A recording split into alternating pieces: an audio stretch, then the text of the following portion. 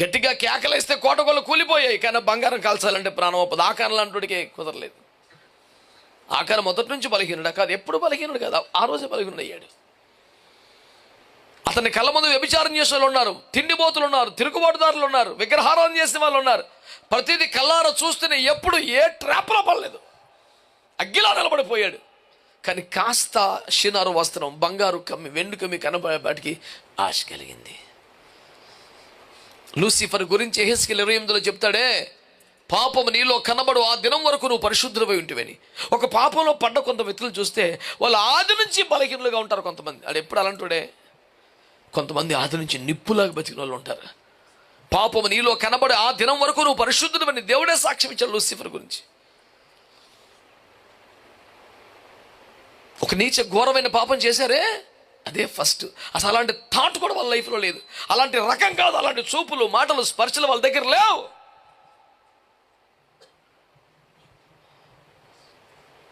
దేవుడిచ్చిన అవకాశం అన్నట్టుగా ట్రాప్లో పడేశాడు దుష్టుడు. ఏం బిలాము చెడ్డోడా?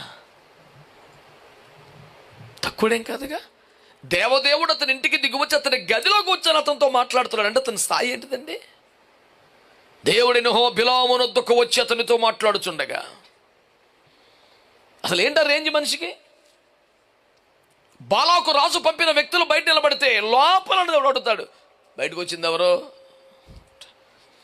వాళ్ళు పలానా రాజును పంపించా, వద్దని చెప్పు. బంగారం వాకిట్లో ఉంది, బంగారానికి మించినటువంటి ఐశ్వర్యకర్త యేసయ్య ఇంట్లో ఉన్నాడు. లోపల ఉన్న యేసయ్య బయట ఉన్న బంగారమా తేల్చుకోలేకపోతున్నాడు. రాతల బండి అవటాడు, మీరు నువ్వు ఉంటే చాలు యేసయ్య అనాలి కదా.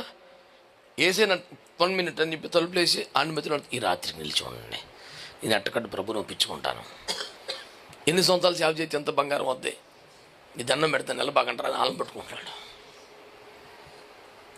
అంటే లోపల యేసయ్య ఉన్న తర్వాత కూడా ఈయన చాలు అనిపించట్లా.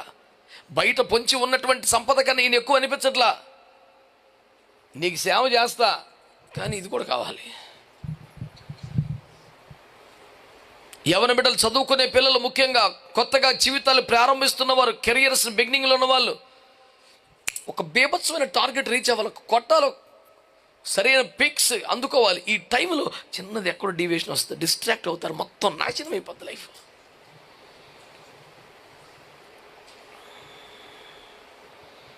ఏదో కథ చెప్తారు, నాకు అంత బాగా గుర్తులేదు, కానీ ఈ ఏమంటారు, బాణం